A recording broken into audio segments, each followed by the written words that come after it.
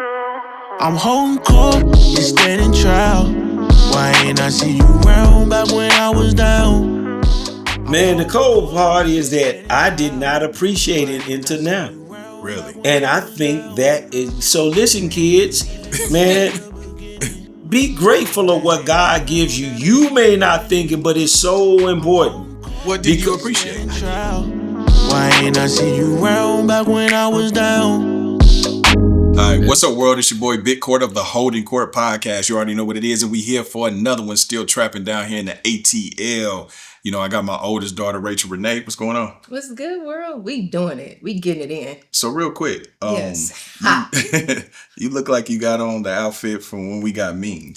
Yeah, so that was the inspiration. I thought it was so cute because I said, well, hold on. I only wore the puffs one time on my birthday when we recreated the picture. So the fact that they took it, I said, no problem. So we here with the puffs, the royal blue, and the pearls. And the pearls. Wow, yeah, they got us. I didn't wear the camouflage. I know. They had me the camouflage. We should have coordinated. They had me all steroid up and shit. Like, you know what I mean? Juiced up. Hey, but on that note, I want you guys to go to I'mBigCourt.com, tap in with my Legacy Builder community, where we focus on mindset, strategies, and monetizing social media, and we're going to help you level up your life. So if you want to get to the bread, go to I'mBigCourt.com. My daughter is in charge of all that shit, so y'all get there, y'all go do that. But on another note, listen, man, we got a legend in the building. Classic. And I don't even want to call it, he been down here a long time, ATL, so I don't know, we're going to call him an M-Town legend. Memphis. Making easy money, pimping hoes are serious. You know what I'm talking about? We got an M-Town legend, the homie Tela. What's going on, bro? Hey, I'm here. Yeah. And, hey, y'all better be nice to Rachel, too. You know what I'm saying? But we'll come for you. You need, be easy, y'all. Oh, see, he be Uncle easy. Tela already. Because she's beautiful, and she's, trailblazing. Her and old man getting it in. Be nice. Be easy. Man, what's good with you, brother? Hey, I'm great, man. No complaints. Man, you know listen, I got one question, man. Are you still tired of balling? But the phrase is you never hear a player say that shit. You know what I'm saying? That's right. That's right. Not tired of balling. Okay. Not tired of balling. Tired of the foolishness. Yeah. Tired of the nonsense, but never balling. Still getting it. Still do what we do. Yeah. Good. Yeah. That's what's up. So you born and raised M-Town, Memphis, Tennessee. Absolutely. All right. Yeah. What was the music scene like down there? What period? You talking about since I was? Well, let me ask this. I can remember. Let me be specific. What were your musical influences? Man, so this is why. Mm-hmm. I'm totally different. I'm unique in that sense, which we all are. But I'm really, my consist of from. Of course, what really got me going was the Jacksons. Mm-hmm. You know what I'm saying? Mm-hmm. So I was given the B-sides of the Jackson 5 too. Mm-hmm. You know what I'm saying? Like Darling Dear, all of these types of records to where, the ABCs was cool, but I was getting, like I said, the B-side of the Jacksons. And at the same time, my grandfather was B.B. King's manager. So his first road manager. So blues was around me, and with what BB was doing, what Otis Redding, of course Al Green. My auntie dated him for a while. May she rest in peace before she passed. One of my cousins, her man was his organ player. So we was around all of that. Al Green. Was Stax still around when you were a kid? Stax when I was a kid. Yeah. Okay. Stax was there. You got memories of that whole movement in Memphis? I got memories of Isaac Hayes, and what he contributed, to it. So yeah, that was a big deal. To be able to see Isaac roll through the city every now and again, and they'll be like, "Oh, there go Isaac," because of his whip. I want to say he had a Lincoln. Some to that luxurious, and it stood out in that city. Right. So who else? Everybody, man.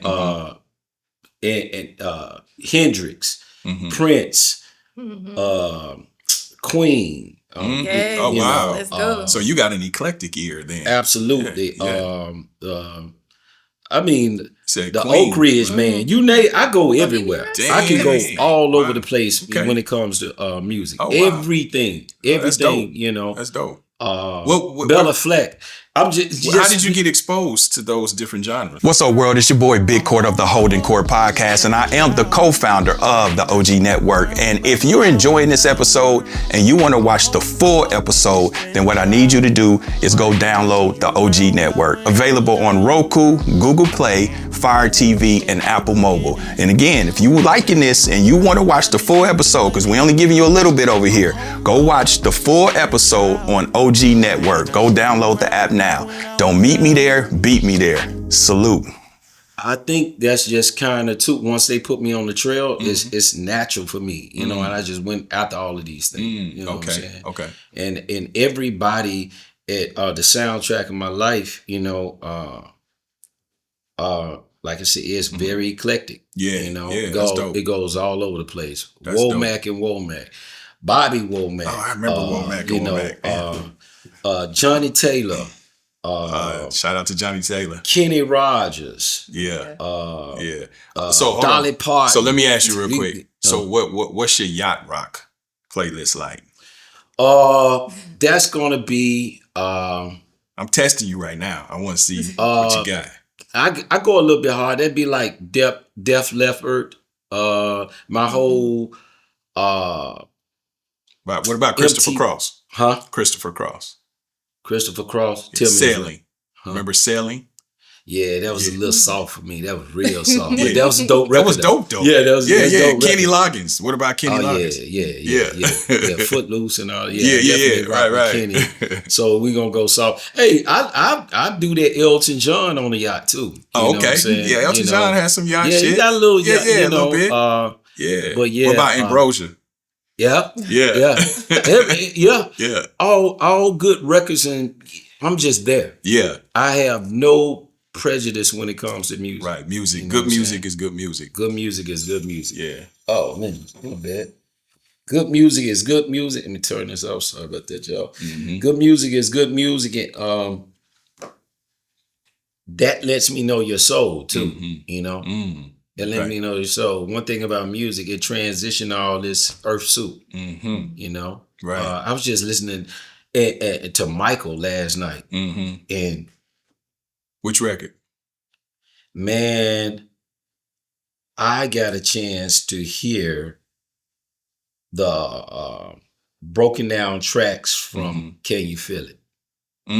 Oh, that's the shit. Can you feel it? And Oh, when that's I from the- tell yeah. you, Yeah. it's hear this. Where'd Let's you hear that? Let's on YouTube. Okay. Beautiful thing. Yeah. YouTube is a great thing. You ever heard of it? Yeah, for Dope sure. thing. Get this, man. Chris Brown is dope. Beyonce, phenomenal. R. Kelly, amazing. No one comes close to Michael Jackson. Let's Talk get about this it. understood. Talk about it. Yeah. Let's get it. When I I heard agree. that his vocal and what he was doing at the age of 21, that record actually opened up a portal from what we hear in music now. Yeah. So let's talk about it. So Can You Feel It is from the Jackson's Triumph album, From the 1980. Epic 1980. Records. Yep. 1980. Yep. And it's just amazing. If you understand vocals and to hear that solo, what he was doing, you can't wrap your earthly mind around it. If you think about it, It's amazing. Mike was doing ad-libs back then. But these ad libs, I guarantee you, even now, no one could probably follow. Right. And give that expression that he was giving with that golden arch voice. I ain't heard nothing like it in my life. Yeah. It's like it brings you when you go and check it out. If you get a chance to listen, it will bring you to like when we're in this day and time and we're so overstimulated and we don't necessarily feel like this makes you feel life. So this is life. That Jackson's Triumph album is one of my favorite albums because I know the record, all of them, all the songs, Heartbreak Hotel, you know what I'm saying? Time Waits for No One, all of that shit. Yeah. So on the Can You Feel It, That nigga Tito on there earning his keep. Doom, doom, doom, doom, doom, doom, doom, doom. That nigga playing that guitar to save his life on that bass. You know what I mean? And Randy played around a little bit too. Yeah, The code, back and forth with Mike on the vocals. Yeah. That's dope. It is. It's one of those experiences. Yeah, that's a fact. And even the string section where the horns. Yep. The way they were approaching the horns, we weren't doing that yet. Nah, they wasn't. You remember the video? Yeah. Video was cheesy. It was cheesy, but it was some next level shit back then. First time I saw the video was at the Mid-South Coliseum in person. So it was not cheesy to me. Yeah. Because I'd never seen that. It blew my... at the time. Yeah. At the time, it was some next level shit. It blew my 11-year-old mind. Yeah. I just saw them on the nigga was screen like opening his hands and shit. coming out. Yeah, and then they came out on stage. I was like, oh, man. Yeah. Did you got a chance to see the Victory Tour? I didn't see that one. Okay. I see it on TV, but I was at the Triumph Tour. Okay.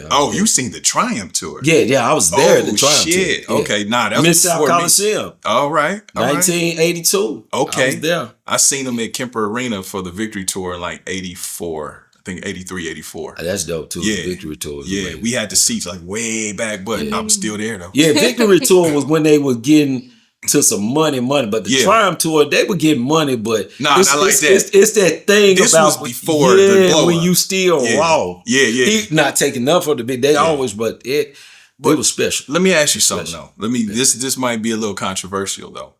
So I'm a big fan of Jermaine Jackson too. Okay. You know what I'm saying? Technically, if we really want to be 100, I think Jermaine is a stronger singer than Michael. Okay, we can end this interview. That's what. So I'm leaving. You don't agree? Not nowhere. Come on, bro. Come on. No. Michael is a better performer. He's a great singer. But I'm talking about if you talking about somebody singing a real like singing voice, Jermaine got him, bro. No.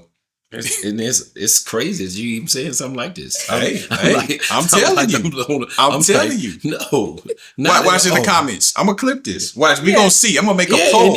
I'm gonna make a poll. And respectfully, they should, because that is your community. And I tell all of them that they're insane. They're crazy. Have you even listened to any Jermaine records though? I ain't got to. See, that's not fair. That's not fair. You ain't listen. Man, you just heard him doing backup on Can You Feel It? Man, you know what I'm saying? I heard Let's Get Serious. That's enough for me. You can't judge on Can't Get Serious. Let's Get Serious. And if Jermaine is alive. Jermaine, tell him. Tell Court for me. And then Jermaine go and do a diss record. He did. When you hating on your brother, that's when you know you ain't better than him. But I'm talking about saying you gotta hate on. Anytime somebody hating on that's you, a fact. It's because he did hate on him. Yeah, he hated big time on it. He hated on it. Because when you know you running thing, you don't even. He did. All right. Yeah. So real quick, Happy New Year, world. It's your boy, Big Court of the Holdin Court podcast, and I am the co-founder of the OG Network. Now, the NBA's biggest stars deliver the biggest moments with DraftKings Sportsbook, an official sports betting partner of the NBA. You can cash in when they take over. Now, DraftKings has your back with early exit. If your player goes down anytime in the first half, you still get paid in cash. Now, it's 2026. There's a lot going on. LeBron James, he just turned 41 years old. Wemby is dominating. John Morant's still flying through the air like Jordan in the finals in the 80s. So what I want you to do is download the DraftKings Sportsbook app. Use code BIGCOURT. New customers can bet just $5. And if your bet wins, you'll get $300 in bonus bets instantly with the code BIGCOURT. In partnership with DraftKings, the crown is yours.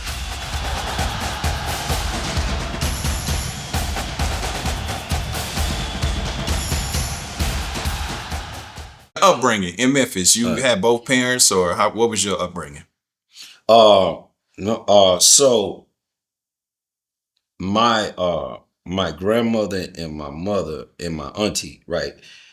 That's my introduction to life, and my uncle was there, which he was schizophrenia. So that was crazy, as a little guy. That's what I remember first, and I just remember.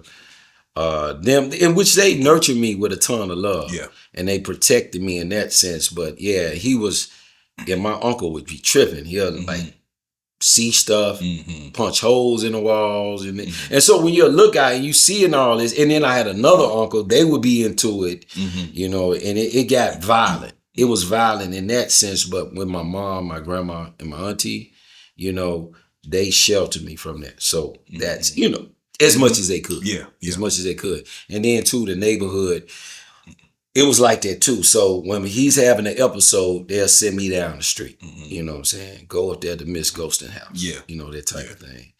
So that's what Gold Street was about. Okay. Little duplex. And then so my mom, she went and got her degree to become a nurse.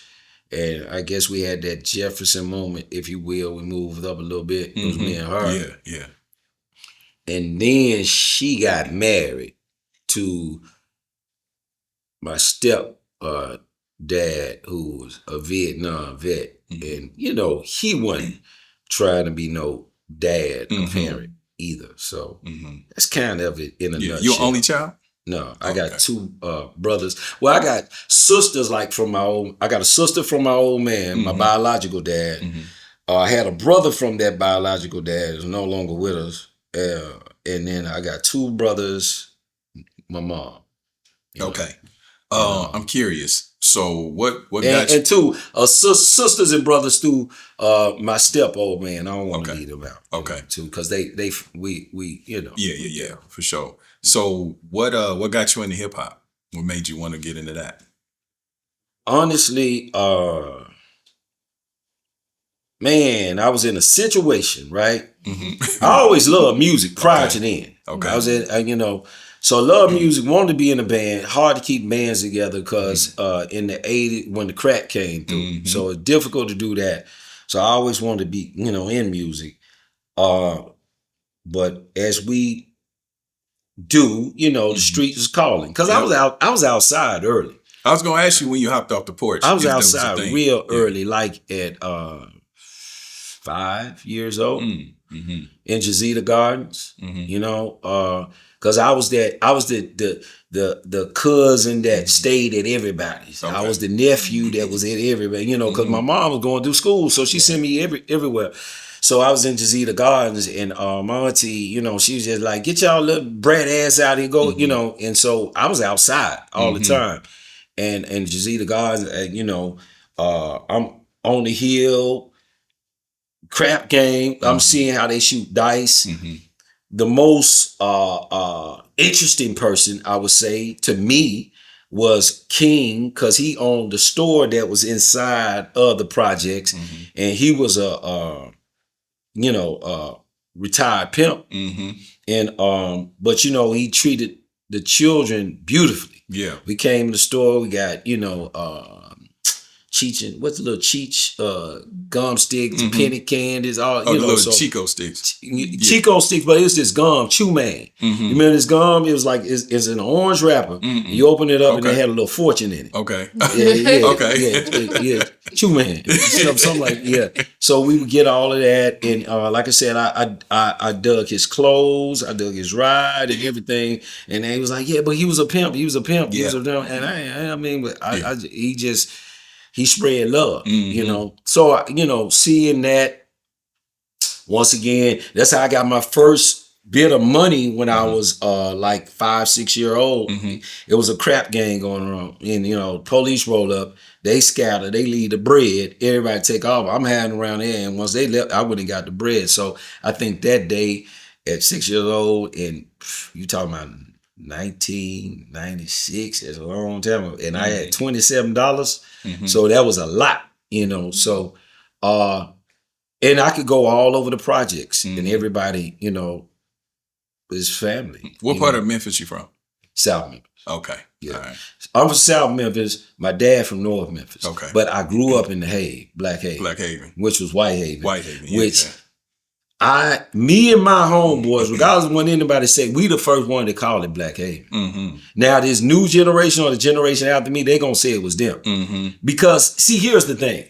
I don't do that, man. I come from an era and they don't really know me. They know Show Enough and Tired of Ballin' and Peace of Mind, but they don't know. My people don't know, because I come from, you do the shit that you do. You don't speak on. That's a fact. That's a fact. And it probably will never, even my closest folks don't know the things that, you know what I'm saying? Because it ain't, to me, it's just as normal. It's your way of navigating, just living through your life. You know what I'm saying? So I don't go out doing that. Some kind of way is something been put in me, and I thank God for that, to have a bit of confidence to where I'm cool with me. I ain't got to be the loudest in the room. That's right. I ain't got to be the this in the room. Just give me my little old nook corner. I'm cool. However it come off, if you got a problem with it, that's you. It's unfortunate. You know what I'm saying? So I don't have to do all that. But I mean, nevertheless, I'm not saying that, you know, I'm just this crazy gangster. I know what you're like saying. that, Exactly. Yeah.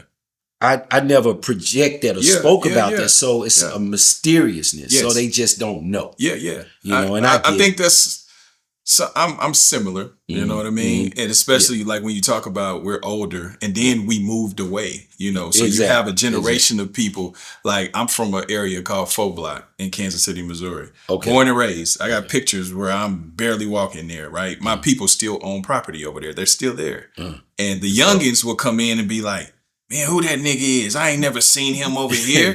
And I'm thinking to myself, nigga, you're 21, 22. Like, if you still saw me there, that means I made some poor decisions. And secondly, I left and went to LA 22 years ago. Like, go ask your mama. You know what I mean? Or your daddy. You know what I'm saying? You know, so I understand how that is. But see, the crazy, they mom and daddy probably know you. Right? For sure. For sure. My folk mom and daddy don't know me as Tela. They know me as, you know, the Gray's little cousin, you know, that's little Winston over there. They don't know me really as Tela, so they don't know, like, and I mean, that's just crazy. Okay, they're like, okay, I just know little one. He shot. How did he get that little rabbit coat? You know, I'm playing rabbits back when we talk. I'm 11 years old with a rabbit coat on that I had to go hide when I get in the house. I'm wearing gold rope that I pop out with it, but I would go home and tuck all that. But these are just things that you know. But I mean, that's why you survive. That's why you ain't in prison. That's why you ain't junkied out. You know what I'm saying? I went to jail one time, and it was I stayed for 42 hours, and I understood this is not for me. I said the same thing. Well, you got all these niggas, all these niggas in this little man. I am too OCD for this shit. I can't deal with this for real. That's a fact. Whatever it took. If I gotta lay him out, if I gotta reserve, if I gotta, you know, stay on my knees, you know, and prayer, whatever.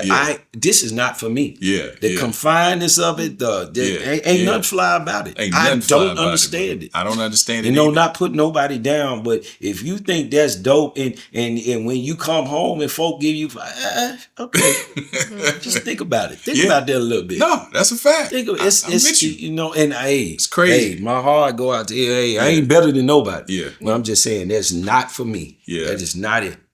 So when what made you want to start getting into being a rapper? And where did that start? And that's what I'm saying. So I had a situation where I was going to go away for a long time. Oh, a long time. All right. I'd probably be just getting out right about now. And the detective, he was just like, you know, before I do it, I'm gonna get to the bottom of it. You know, because a couple of my dog, you know, got jammed up with it. And I just took it to God. I said, God, you know, if you can get me out of this one, I'm done. I will figure out a way to pursue this passion and what I think you called me here for, because music, it was natural for me. Like you said, that wide spectrum of how I dig this, I love that. So and all of a sudden, man, the detective that was on the situation, he retired out of nowhere.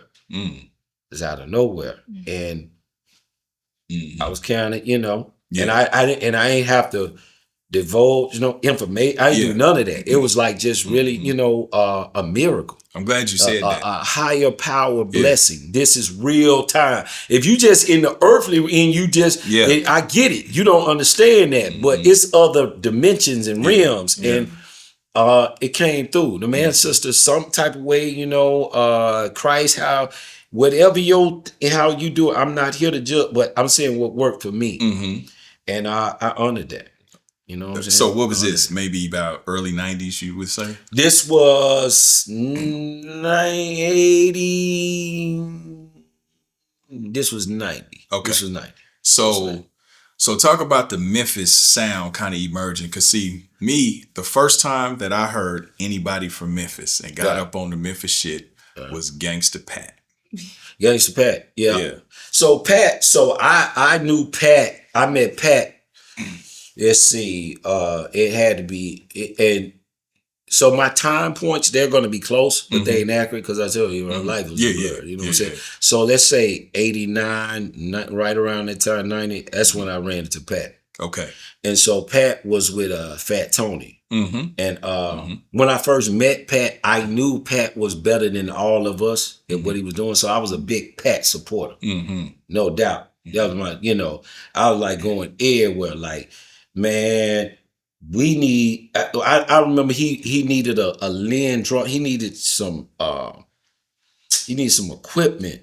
Even though I didn't get it to him, I was telling folks, "Hey, we need to come up with some bread to because he cold, And that was my introduction to Pat. And man, let me ask you something. Why you think that Pat don't get the credit from Memphis that he deserves or the acknowledgement?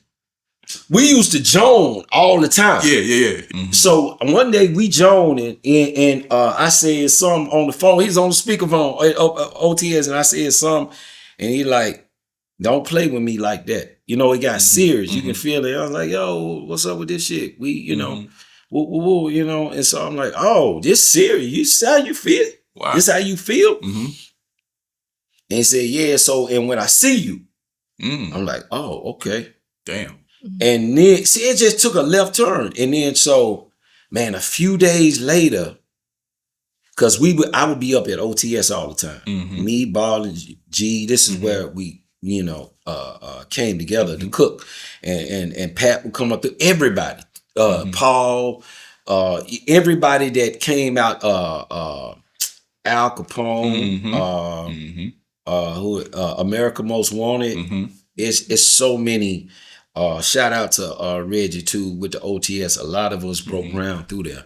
Man, it's funny how you be right to people, but then they'll do something and then they're really ashamed. And so they got to make you look like you're the one.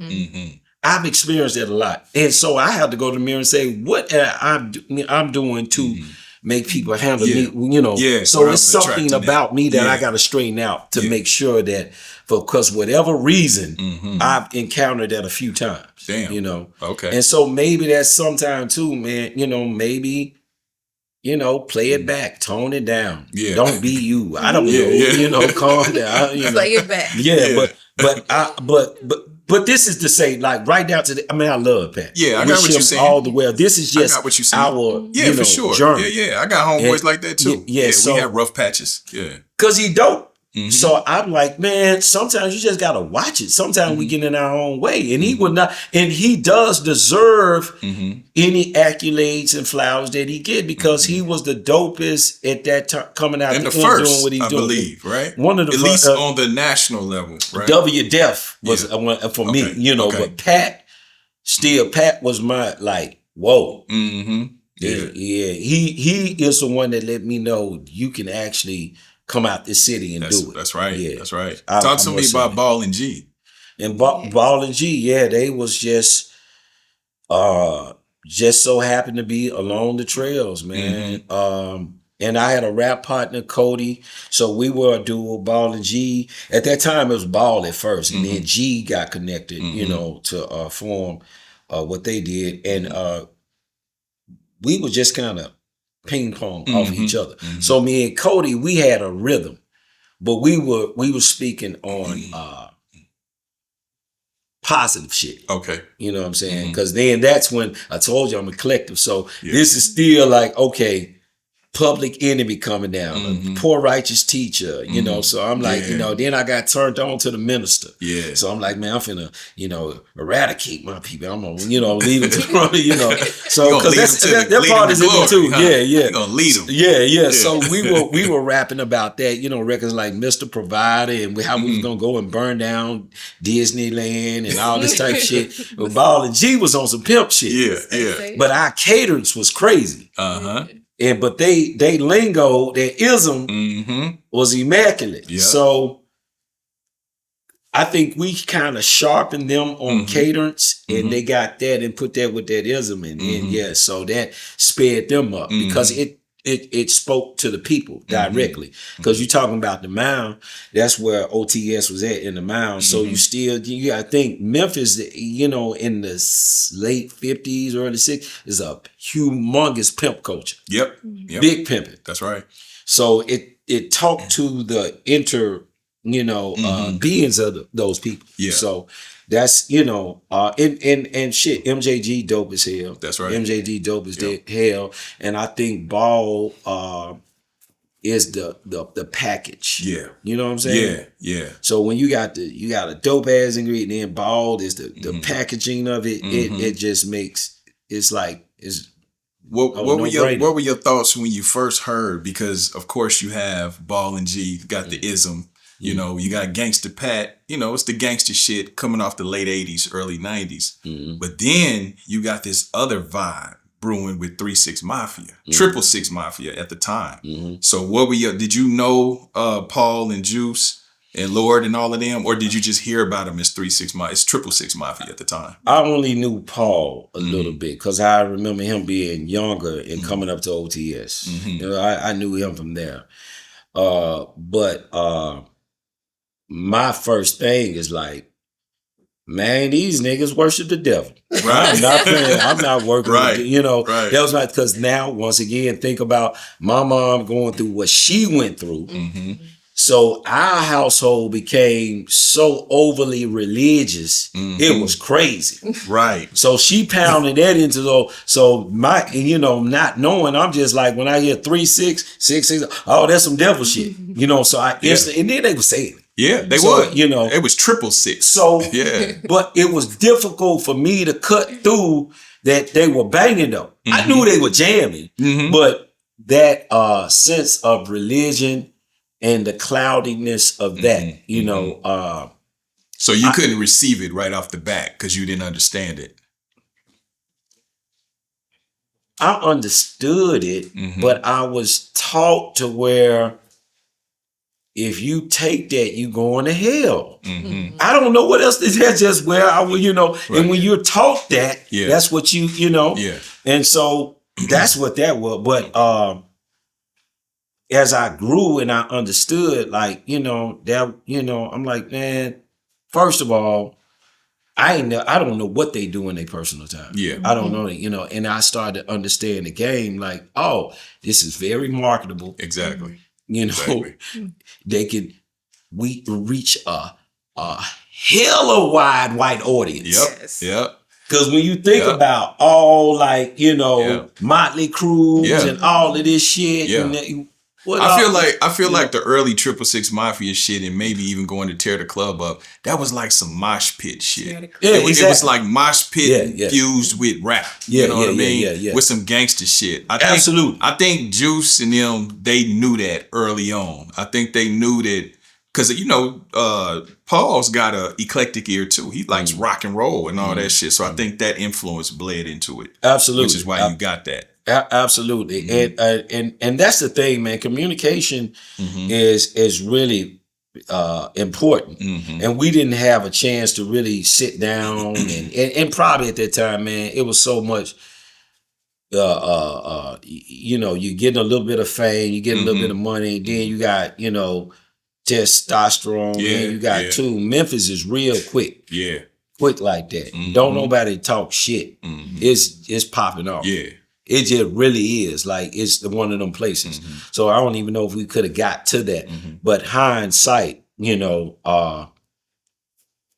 I appreciate them more now because I couldn't really get to the sound the way I needed to because of all that, how I was programmed. Yeah. But now I go back and I dig into it. I'm like, no, this shit jam. Yeah, They hard. That's a fact. That's a hard. fact. My wife was on the same shit. Yeah. Initially, Pushing guns, like when she heard when I brought 3 6 Mafia in the 90s, she was like, "Oh, what is this? This is Satan." You know, like, you know, it's I'm sure it's how she was raised. Yeah, it was definitely. It's man, she loved him now. Yeah. She loved 3 6 Mafia because she didn't get it. She got thrown off by the presentation of it. Right. Until you get past that, and you're like, oh. And you understand, in the grand scheme of things. Right. And two, What's up, world? It's your boy, Big Court of the Holdin Court podcast, and I am the co-founder of the OG Network. And if you're enjoying this episode and you want to watch the full episode, then what I need you to do is go download the OG Network. Available on Roku, Google Play, Fire TV, and Apple Mobile. And again, if you liking this and you want to watch the full episode, because we only giving you a little bit over here,